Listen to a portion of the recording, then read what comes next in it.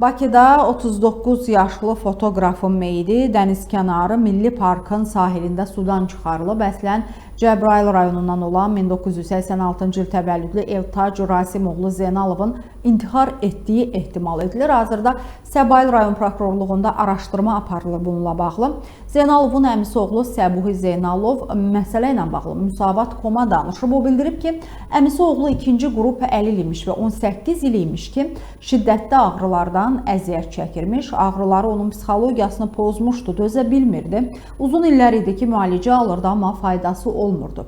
Həkimlər ona oturaq sinir diaqnozu qoymuşdular. Ayağının biri inkişafdan qalmışdı.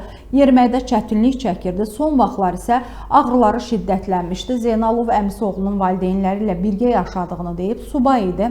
Ailə ilə birgə qalırdı. İntihar edəcəyini düşünməzdik heç vaxt. Sonuncu dəfə səhər saat 5-də anasına WhatsApp vasitəsilə səs atıb vidalaşıb, deyib ki, halallıq ver. Əmim oğlu bu xəstəliyi hərbi xidmətdə olarkən qazanmışdı.